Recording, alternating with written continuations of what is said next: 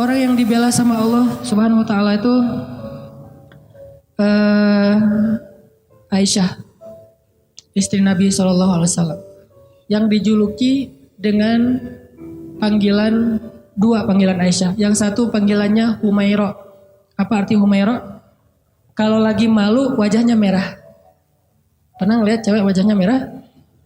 Pakai gitu ya. Kalau Aisyah itu bukan karena dia make upan, memang wajahnya merah kalau lagi malu. Kalau Nabi muji-muji Aisyah, malu merah. Malu pakai ngomong. Itu mah saya. Aisyah Humaira, wajahnya kemerah-merahan. Saking putihnya Aisyah, Abu Bakar itu kan orangnya putih, makanya anaknya juga kenapa dipanggil Abu Bakar? Padahal bukan nama aslinya, itu Aka lah ya, S non S gitu. Aka Abu Bakar. Kenapa dipanggil Abu Bakar? Abu Bakar itu artinya bapak yang punya anak perawan yang cantik-cantik. Aisyah, Asma, itu cantik-cantik semua tuh. Makanya bapaknya dipanggil Abu Bakar. Kita kalau punya, kita yang belum nikah, yang udah nikah, kalau punya anak cewek 2 orang, maka dia bisa dipanggil Abu Bakar. Walaupun namanya bisa aja Asep, bisa aja siapa gitu, tapi bisa dipanggil Abu Bakar. Kenapa? Punya anak perawan cantik, soleha. Humaira. Nama lainnya, Nabi juga senang manggil Aisyah itu dengan panggilan Aish. Disingkat Aisyah jadi Aish. Dalam bahasa Sunda jadi Eis. Itu benar. Pasti orang Sunda manggil Eis itu asal muasalnya dari panggilan Aisyah. Karena kita nggak bisa susah ngucapin A, dari Aish jadi Eis.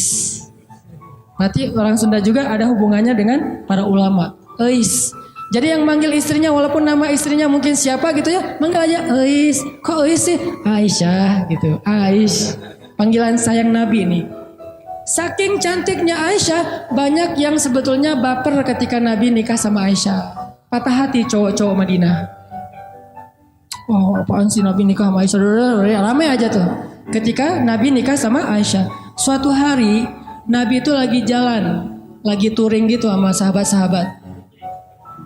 Bahasa dulu mah berangkat berjihad ya. Cuman sebutlah touring. Karena Nabi sambil berjihad juga, sambil touring, sambil main. Nah Nabi itu kan kalau berangkat touring bawa istri ya. Jadi kalau yang berangkat touring gak bawa istri kurang ikut sunnah menurut saya. Touring memotoran bawa istri. Tadi jangan bawa jas hujan. Biar kalau hujan mah gak pakai baju. Nah Nabi lagi touring nih dengan para sahabat, sekitar 1000 motor lah ya, bermerek onta. Jalan touring sama para sahabat, di tengah jalan mampir di rest area. Kan panjang nih perjalanannya, ada rest area. Ini kayaknya rest areanya bagus, masjidnya gede gitu ya, ada KFC segala macam lah, bisa makan di situ, ada tempat ngopi. Mampir tuh di rest area. Pas lagi mampir di rest area, Aisyah kan dia naik kendaraan yang tertutup. Onta di atasnya ada kayak tandu gitu ditutup, khusus buat cewek biar gak kepanasan. Kalau yang cowoknya naik onta yang terbuka. Kalau bahasa kita sekarang tuh mobil lah ya. Aisyah naik mobil, suaminya naik motor. Yang nyetir siapa ya? Dan cara ini nih, ada gimmick dikit tapi penting ya. Bekal buat teman-teman nanti kalau udah nikah. Nabi itu romantis banget loh sama istrinya. Kalau lagi touring gitu, istrinya pengen naik ke atas onta, maka Nabi akan jadikan lututnya sebagai tangga buat istrinya naik ke atas onta. Kan onta tuh tinggi tuh, udah duduk juga masih jangkung tinggi gitu kan. Maka Nabi akan jongkok, Aisyah. Akhirnya Aisyah nginjak lutut Nabi, dipegang sama tangan Nabi, dinaikkan ke atas onta. Tuh cowok banget tuh. Makanya kalau kita pengen naikin istri kita ke atas motor, walaupun motornya bebek ya, gak masalah lah. Motor bebek, udah diceperin lagi tuh, rendah gitu ya. Mah, apaan sih Pak, bisa sendiri kali gitu. Pengen ikut sunnah malah gagal. Jadi sunnah Nabi itu banyak yang seru-seru loh, keren-keren. Baca aja sirah deh, jangan cuma baca hadis teks ya. Baca juga sih sirah, banyak banget sunnah Nabi yang keren-keren, romantis. Touring nih, berhenti di rest area. Aisyah punya kendaraan sendiri. Pas lagi berhenti di rest area, Aisyah pengen ke belakang. Karena di rest area itu ada toilet segala macam, ada ikhwan, ada akhwat. Aisyah pergi ke belakang. Waktu itu Aisyah pakai kalung yang diberikan oleh ibunya, kalung hadiah pernikahan. Cuman centelannya itu udah agak-agak longgar gitu. Pas lagi ke belakang, balik, Baru sadar pas dipegang di dadanya, oh kalung saya jatuh hilang. Akhirnya minta izin ke Nabi, ya Rasulullah, kalung saya jatuh dari cari-cari dari tadi nggak nemu. Tolong cariin dong. Akhirnya Nabi pun nyari, nggak nemu, mengerahkan para sahabat nyari. Sampai akhirnya nemu pas udah malam. Berhentinya sore, waktu asar sampai sunset, sampai udah malam, akhirnya mereka baru nemu tuh kalung. Karena udah kemalaman, Nabi pun memutuskan ya udah kita bermalam di sini deh, nggak usah ngelanjutin perjalanan. Berhentilah sahabat di situ. Karena rest areanya nggak terlalu besar dan airnya sedikit, akhirnya pas waktu subuh mereka tidak cukup air, nggak bisa berwudu untuk sholat subuh.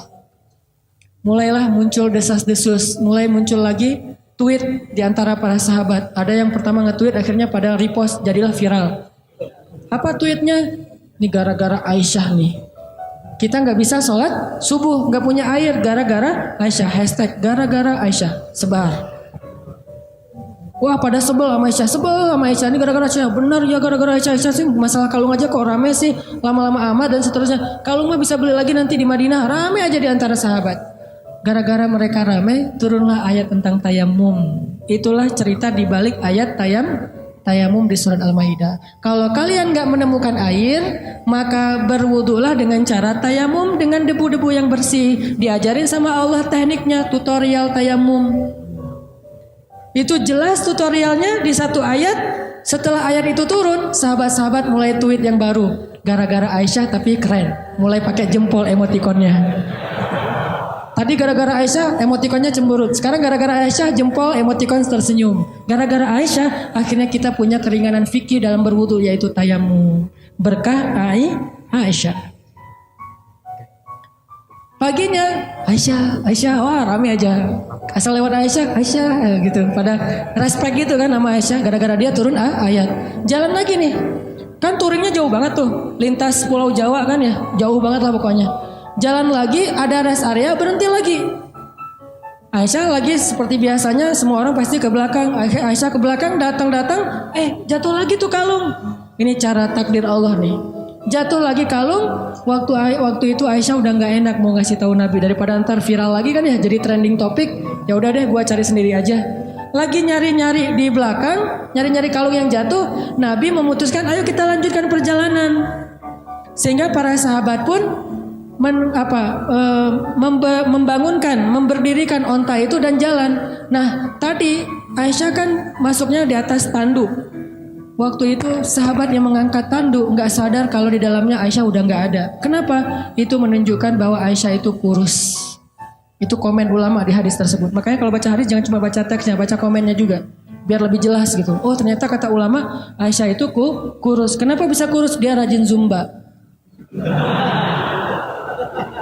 Zumbanya Aisyah ngepel di rumah, beres-beres rumah itu zumbanya Aisyah. Jadi keringatan terus sehingga badannya tuh bagus.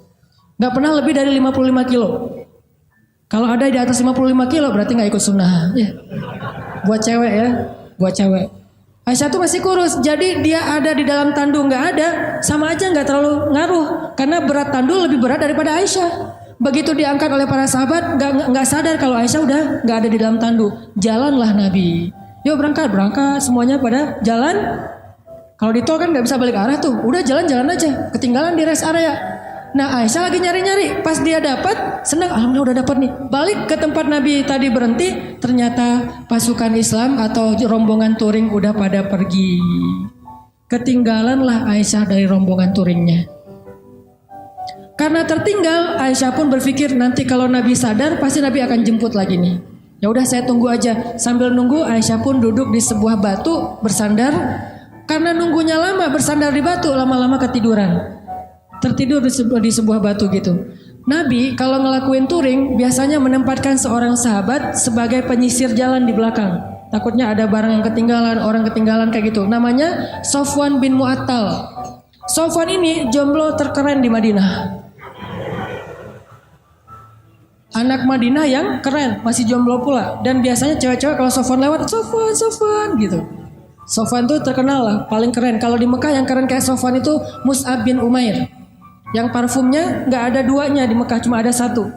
Sehingga kalau Mus'ab lewat di sebuah gang, cewek-cewek langsung sadar, Mus'ab baru lewat loh, kenapa? Gua cium harumnya parfum Mus'ab. Kalau Mus'ab nyuci pakaiannya, maka orang berlomba-lomba pengen ngambil pakaian itu untuk cuci bareng dengan pakaian dia supaya parfumnya pindah. Saking kerennya parfum. Memang parfum gimana? Harga 100 milinya, 100 mili itu yang kecil 20 juta. Karena saya pernah pas lagi umroh nyari-nyari parfum kayak gitu tuh di Bin Daud, di Hilton, di depan Masjidil Haram.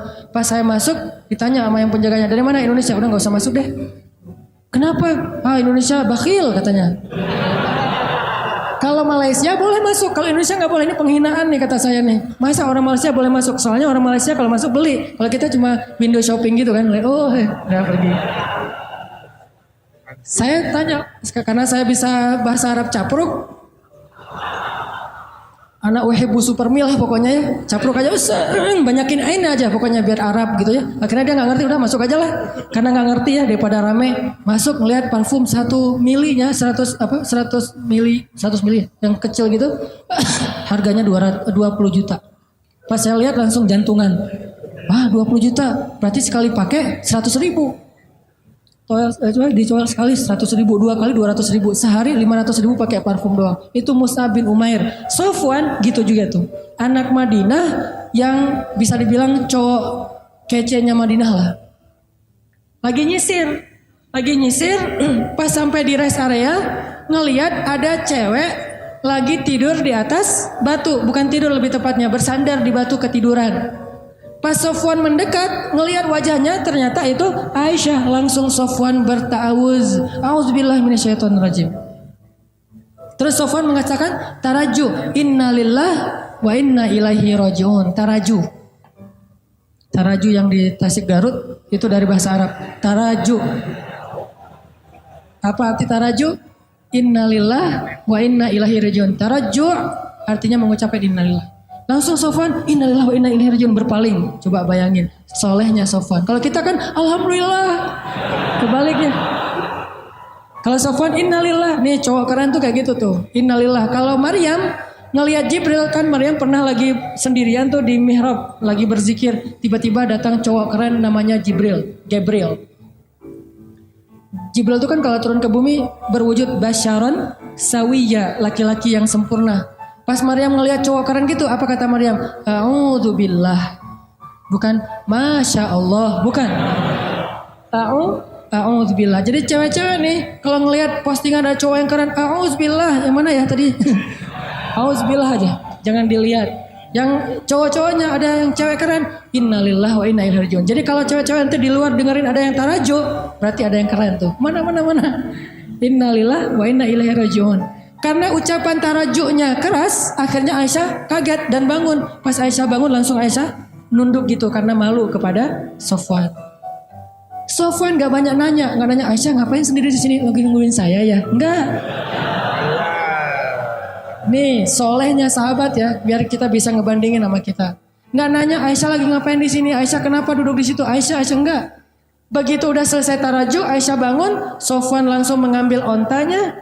Didudukkan di dekat Aisyah, terus Sofwan menjauh dan membelakangi. Untuk apa? Biar Aisyah naik ke atas onta dan Sofwan gak ngelihat gimana cara si cewek itu naik.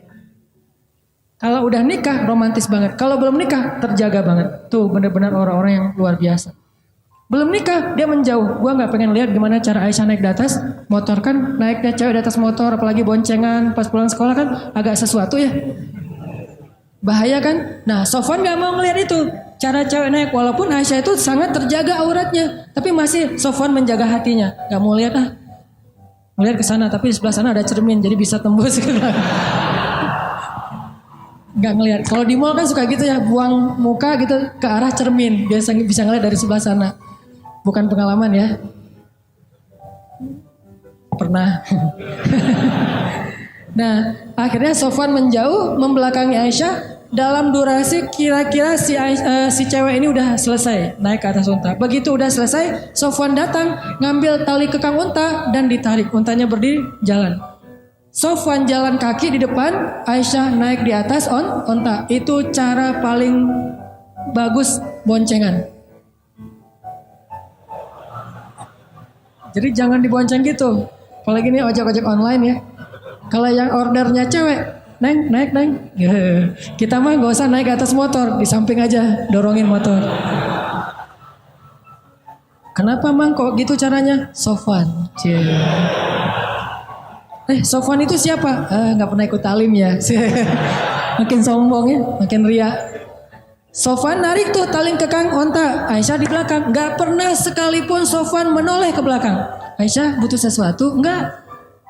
Atau mungkin bisa miss call kalau ada apa-apa. Ini nomor saya, modus. Gak ada sama sekali. Aisyah gak diajak ngobrol, Aisyah kenapa tinggal sendiri dan segala macam. Enggak sama sekali. Diam sepanjang perjalanan sampai di Madinah. Nabi sampai di Madinah gak sadar kalau Aisyahnya ketinggalan. Karena Nabi gak langsung pulang. Biasanya nyambut tamu dulu, ada urusan negara lah. Nah, lama baru dari belakang Aisyah dengan Sofwan muncul. Di Madinah waktu itu kebenaran orang-orang Yahudi lagi nongkrong di gerbang. Karena salah satu hobi orang Yahudi itu nongkrong di jalan. Senang banget nongkrong di jalan tuh. Nongkrong gitu-gitu ya. Di jalan. Nah, pas lagi orang Yahudi nongkrong di jalan, tiba-tiba dari kejauhan datanglah Aisyah dengan Sofwan berdua, tapi satu di atas onta, satu lagi narik tali kekang onta. Orang Yahudi tadi lagi nongkrong nih, lagi ngobrol. Datanglah Aisyah sama Sofwan, begitu mereka ngelihat Sofwan dan Aisyah, langsung sepi, diam semua orang Yahudi, diam aja. Diam, tuh ada yang lewat. Diam, pas sudah lewat, gue bener ngelihatnya tadi nggak bermimpi nih. Enggak, gue juga ngeliat yang sama. Benar kan Aisyah benar? Mulai gosip muncul. Judulnya masih aman nih. Aisyah dan Sofwan pulang berdua. Judul standar lah ya, mainstream. Judulnya Aisyah dan Sofwan pulang berdua. Benar nggak? Benar, tapi orang persepsinya apa? Selingkuh kan? Ada affair nih antara Aisyah dengan Sofwan. Judulnya nggak bisa dihujat. Saya tuntut kamu pencemaran nama baik, nggak bisa. Orang judulnya benar. Aisyah dan Sofwan pulang berdua. Atau nanti dikembangin lagi. Aisyah dan Sofwan ada apa? Tanda tanya. Bisa aja kayak gitu. Ada apa dengan ADA gitu. Ada apa dengan Aisyah?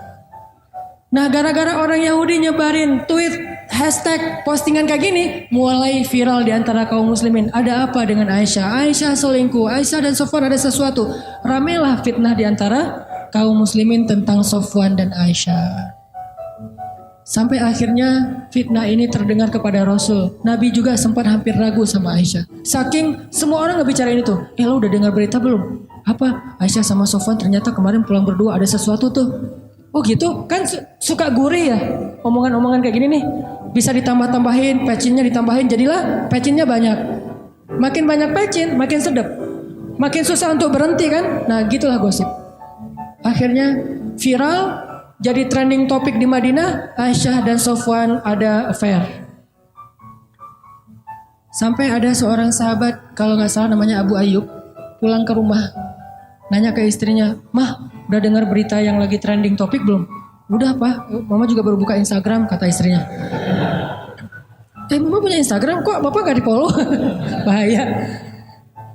Aisyah sama Sofwan katanya di fitnah ada sesuatu. Gimana menurut Mama? Kata Abu Ayyub. Nih jawaban istrinya nih jadi panduan buat kita kalau dengar gosip.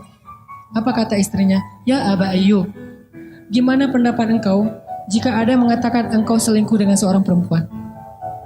Kata Abu Ayyub, "Ya gak mungkin lah. Papa mau selingkuh, kan udah cukup dengan Mama." Mama kan segalanya buat Papa. Udah gak ada lagi, gak akan terbuka lagi lah hati Papa buat cewek yang lain mah. Udah gitu-gitu. "Benar Pak, benar. Sesungguhnya Sofwan itu lebih soleh daripada Papa. Kalau Papa gak mungkin selingkuh, maka Sofwan juga gak mungkin." "Oh gitu? Ya deh." Ditanya lagi sama istri Abu Ayyub, "Pak, ya Abu Ayyub, gimana menurut engkau jika ada yang mengatakan Mama selingkuh?" Kata Abu Ayyub, "Nauzubillah, gak mungkin. Papa percaya banget sama Mama. Mama tuh kan cewek yang paling setia, yang menjaga diri dan segala macam." Kata istrinya, "Sesungguhnya Aisyah lebih soleha daripada Mama. Kalau Mama aja gak mungkin selingkuh, apalagi Aisyah." Coba. Gampang kan menyelesaikan masalah kayak gini? Ada isu, sesungguhnya dia lebih soleh daripada kita. Kalau kita aja gak mungkin, pasti dia lebih gak mungkin lagi. Gitu caranya. Husnuzon. Tapi di luar, berita itu tetap berkembang. Sampai akhirnya Nabi datang ke rumah Aisyah. Bertanya kepada Aisyah, "Ya Aisyah, pasti kamu sudah mendengar berita tentang ini. Gimana menurut kamu, wahai Aisyah?" Kata Aisyah, Kalau saya bilang berita itu bohong, mungkin Nabi nggak percaya sama saya, padahal itu bohong. Kalau saya bilang itu benar, tapi Allah Maha tahu bahwa itu tidak benar, maka saya tidak akan membela diri. Wallahul musta'an. Saya akan curhat hanya kepada Allah saja. Allah yang Maha menolong. Masuk ke kamar, Aisyah kecewa gitu sama Nabi. Karena Nabi dianggap nggak ngebelain Aisyah. Nabi juga bingung, benar nggak? Emang kayak gitu, saking parahnya berita ini. Nabi juga bingung nih, hampir aja Nabi menceraikan Aisyah. Saking luar biasanya fitnah. Nggak lama kemudian Nabi dalam keadaan sedang sedih, rasa perasaannya itu lagi kacau banget. Turun surat An-Nur ngebelain Aisyah.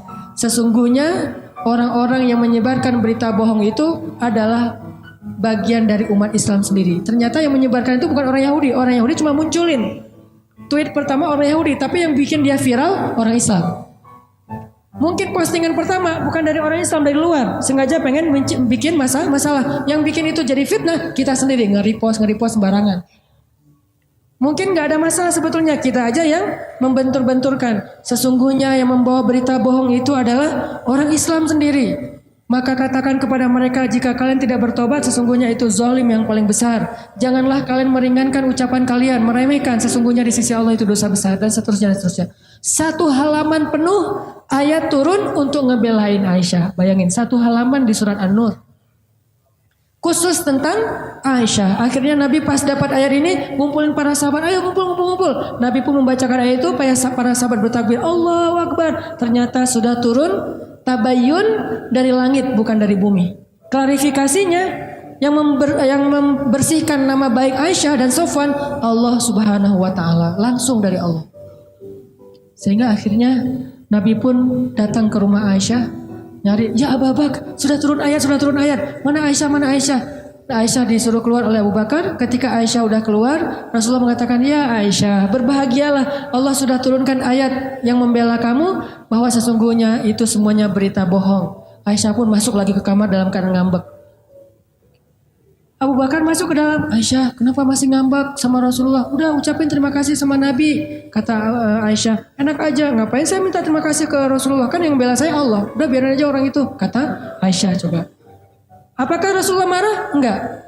Kata Abu Bakar, ya Rasulullah, Aisyah lagi ngambek, gak mau ketemu. Ya udah, gak apa-apa. Memang Aisyah pantas untuk melakukannya. Nabi pun pergi. Biarkan Aisyah menyelesaikan, merecovery dulu perasaannya. Selang beberapa hari Nabi datang lagi, udah normal lagi. Orang dibela sama Allah sampai turun ayat satu halaman. Kok bisa kayak gitu? Apa rahasianya? Rahasianya satu, teman-teman. Coba teman-teman buka surat Fussilat, surat 41 ayat 30. Itulah rahasianya. Surat Fussilat, surat 41 ayat 30. Nih, kita bacanya dikit lagi. Surat Fussilat, surat 41 ayat 30. Bismillahirrahmanirrahim. Mangga.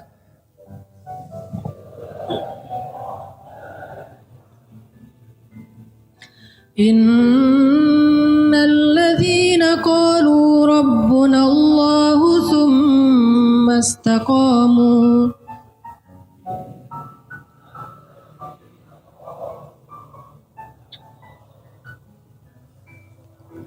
تتنزل عليهم الملائكة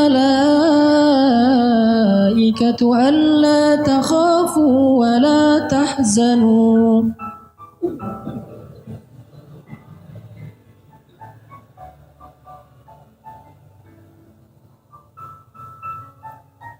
وأبشروا بالجنة التي كنتم توعدون.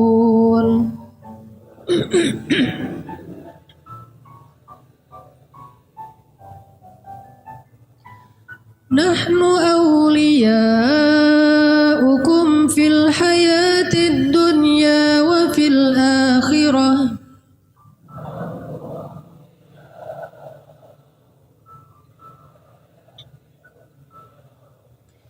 ولكم فيها ما تشتهي أنفسكم ولكم فيها ما تدعون.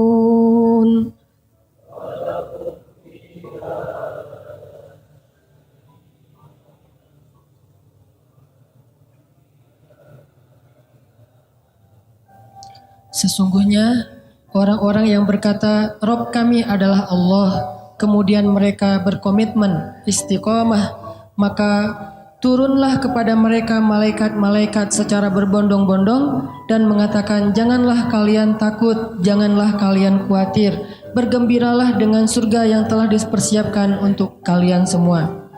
Kami adalah pelindung-pelindung bagi kalian dalam kehidupan dunia dan dalam kehidupan akhirat. Di sana, di dalam surga, ada hal-hal yang kalian sukai, dan di sana juga ada apapun yang kalian minta. Ini rahasianya. Istiqomah. Arti istiqomah, 1 komitmen, 2 konsisten. Sehingga kata Allah, tatanazzalu alaihimul malaikah. Sebagaimana Jibril turun untuk ngebelain Hafsah. Tatanazzalu alaihimul malaikah. Sebagaimana Jibril turun membawa wahyu untuk Aisyah. 2 kali, 1 ayat tayamum, 2 ayat untuk membela fitnah terhadap Aisyah. Tatanazzalu alaihimul malaikah. Nahnu auliyaukum. Kami yang akan ngebelain kalian, yang akan ngelindungin kalian. Siapa kami? Allah Subhanahu wa taala yang kemudian menyuruh para malaikat untuk ikut serta membela dan melindungi orang-orang yang Allah bela.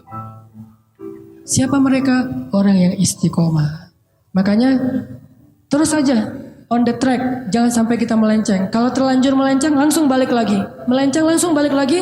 Cara baliknya dengan taubah dan istighfar, hijrah. Kalau kita istiqomah, nanti suatu saat setelah istiqomah kita diakui oleh Allah, disahkan, Allah udah ridho, oh ternyata benar kamu istiqomah, maka Allah Subhanahu wa taala yang akan membela kita, bukan manusia. Allah sendiri yang bakal ngebelain kita.